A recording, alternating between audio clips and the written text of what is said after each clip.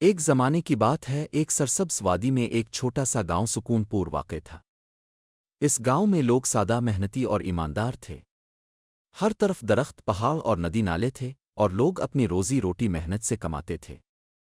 گاؤں میں ایک نوجوان لکڑہارا رہتا تھا جس کا نام احمد تھا، عمر 25 سال۔ احمد دل سے نیک، ایماندار اور محنتی تھا۔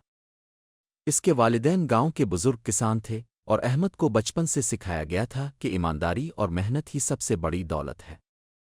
احمد روز صبح سویرے اپنے ٹوٹے ہوئے چھوٹے سا جوتا پہنتا، اپنی تلوار جیسی لکڑی کا بوری اٹھاتا اور جنگل کی طرف نکل جاتا۔ جنگل میں اس کا مقصد تھا درختوں کی لکڑیاں کاٹ کر گاؤں کے لوگوں کو بیچنا تاکہ اپنی روزی کمائے۔ جنگل میں محنت۔ احمد ہر دن سورج نکلنے سے پہلے جنگل پہنچتا۔ وہ بڑے درختوں کی شاخیں تراشتا، انہیں چھوٹے ٹکڑوں میں کاٹتا اور ندی کنارے لاتا۔ اس کا کام تھکن بھرا تھا، لیکن وہ ہمیشہ خوش رہتا اور کہتا، محنت کرنے والا کبھی خالی ہاتھ نہیں رہتا۔ ایک دن احمد ندی کنارے کام کر رہا تھا کہ اچانک اس کی تلوار سے ایک بڑا سونا اور چمکدار زیور نکل آیا۔ احمد حیران ہو گیا۔ اس نے دیکھا کہ زیور زمین میں دبا ہوا تھا۔ پہلی آزمائش۔ احمد نے زیور ہاتھ میں لیا اور سوچا، یہ تو بہت قیمتی ہے۔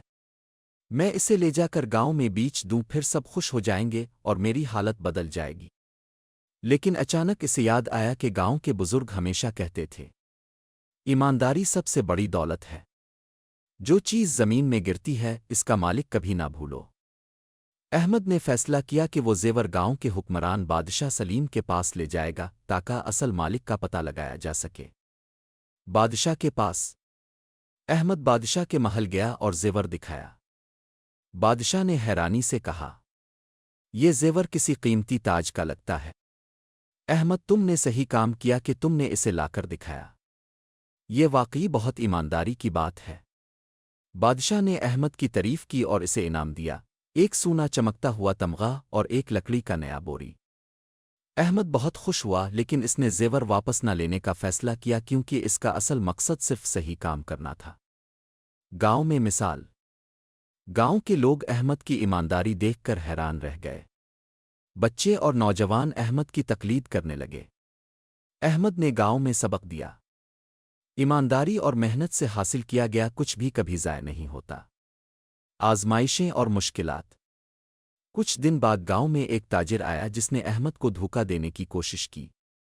وہ تاجر احمد سے کہنے لگا، اگر تم مجھے زیور بیچ دو تو میں تمہیں اور زیادہ پیسے دوں گا اور تمہارا کاروبار دگنا ہو جائے گا۔ احمد نے جواب دیا، نہیں، میں ایمانداری کے ساتھ کماتا ہوں، دھوکہ نہیں دیتا۔ تاجر حیران رہ گیا، لیکن کچھ دن بعد اس نے احمد کی ایمانداری دیکھی اور خود بھی اس کے ساتھ کاروبار کرنے لگا۔ احمد کی ساکھ گاؤں اور شہر میں پھیل گئی۔ نیک دل کا پھل۔ احمد نے جنگل میں محنت جاری رکھی۔ اس نے صرف اپنی کمائی کے لیے نہیں بلکہ گاؤں کے بچوں کے لیے لکڑیاں اور آگ کا انتظام بھی کیا۔ گاؤں کے بزرگ کہتے، احمد نے سچائی اور محنت سے یہ ثابت کر دیا کہ نیک دل کام کبھی ضائع نہیں ہوتا۔ انعام اور پہچان۔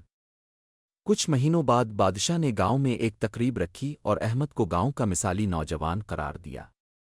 بادشاہ نے اعلان کیا، احمد نے ہمیں سکھایا کہ دولت صرف مال نہیں بلکہ ایمانداری، محنت اور نیک نیت بھی سب سے بڑی دولت ہے۔